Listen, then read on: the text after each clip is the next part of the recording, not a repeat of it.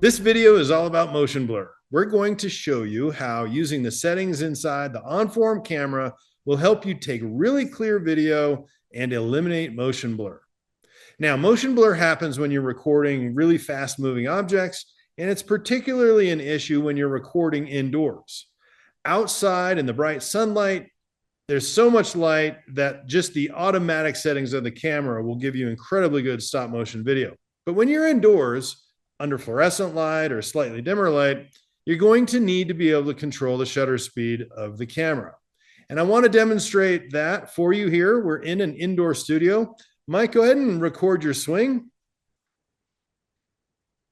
I'm going to tap the record button. Go ahead. All right, let's take a review of that swing now. As I pull it up and play the video, you can see a lot of motion blur happening with this club. This is very common and very typical, like I said, especially when you're recording indoors. To minimize that effect, we're going to adjust shutter speed. Now, you'll notice we're recording at 60 frames per second, and you might be thinking, well, if you turn that to 240 frames per second, you'll get rid of motion blur. Well, let's try it.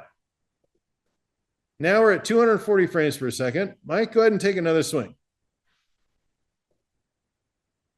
Go ahead. Okay, so this is at 240 frames per second.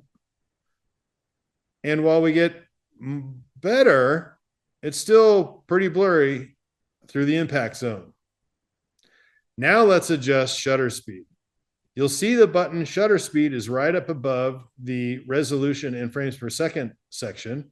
And I'm actually going to turn it back to 60 frames per second and go to shutter speed. And when the shutter speed control is up, I'll drag that to the right.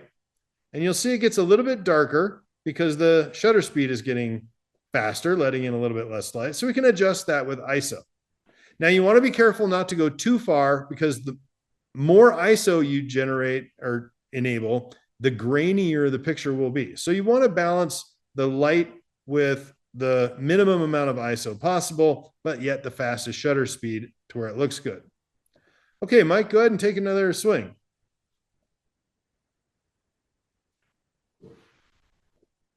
This time, let's see the result. I'll scrub through the video, and you can see we're getting considerably better clarity through the impact zone. I can turn that up even more. And again, it gets a little too dark, but I can try adjusting the ISO a little bit. Mike, one more swing, please.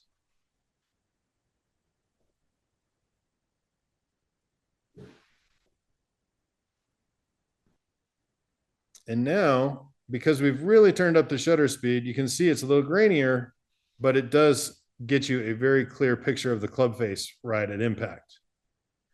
And just for posterity, when we switch back to 240 frames per second, you'll notice the shutter speed goes back to its automatic setting because the shutter speed is remembered in between recording sessions for that particular resolution in frames per second. So we'll just set the shutter speed again.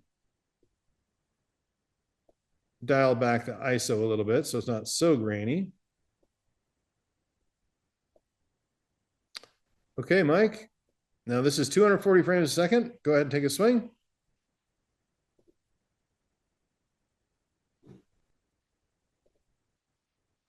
And there we have a full 240 frames per second video with really clear video of the club head all the way through impact. If I zoom in, I can still see the dots on that wedge. So you can use shutter speed to really improve your motion blur, especially when recording inside. And the last thing I'll leave you with is let's compare that last video here, number 5, with the first video we took. I'm just going to drag that thumbnail right on top of there.